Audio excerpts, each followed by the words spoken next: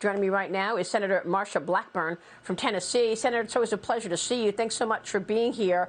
That was an incredible story in terms of the side-by-side picture that Congresswoman Kat Kamak posted. But I want to get your take on how we got here, because there are some people who feel that not only did the administration fail to prevent this disaster in baby formula, but they actually caused it with the FDA opening up an investigation into baby formula.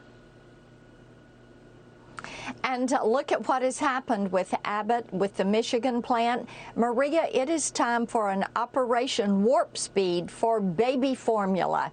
And the administration needs to make certain that the FDA, the entities involved, are focused on this. But what they tend to do is wait until things become a crisis. You have a state like Tennessee, 54% of the major formulas are out of stock.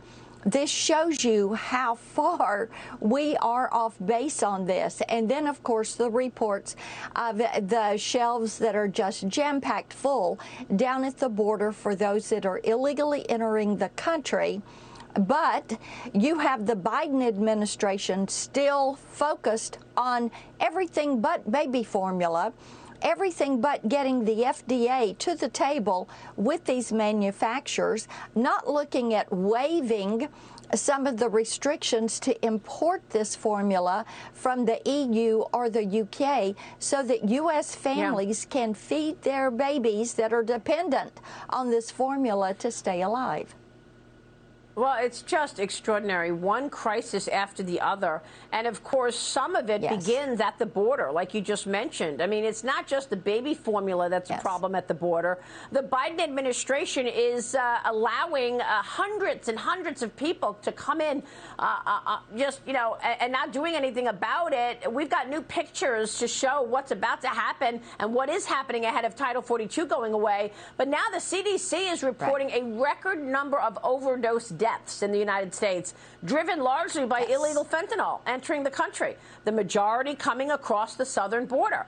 Senator, I have not heard Joe Biden mention fentanyl once in the more than year that he's been in office, but it's certainly a problem for American families. Well, oh, my goodness. It is such a problem for American families. As you said, 107,000 drug overdose deaths last year. 71,000 of those were fentanyl deaths. When I talk to sheriffs and law enforcement officers here in Tennessee, Maria, they tell me that fentanyl is responsible for about 80% of the drugs they apprehend, the drug overdoses that they are dealing with. It is so, you've got things like Oxy and Percocet, and they're all laced with fentanyl. Marijuana's laced with fentanyl. The drug cartels are even doing something called rolled gummies. And this is where they shake a little bit of fentanyl in a bag of gummy bears.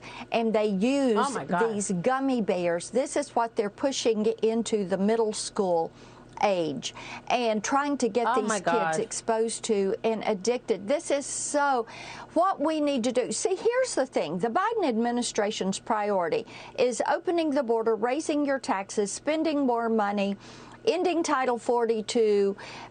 They're focused on everything but running the country and taking care of the people of this country. That's why you have a drug crisis that continues to grow, that they refuse to address at that southern border. It is why you have these baby formula shortages. It is why we have a supply chain crisis, and we don't even know what the movement is of goods around the country to fill grocery stores. And you go to the grocery store and you can't get a large part of what is on your list. This is an issue with inflation out of control, the price at the pump, and the shelves are empty.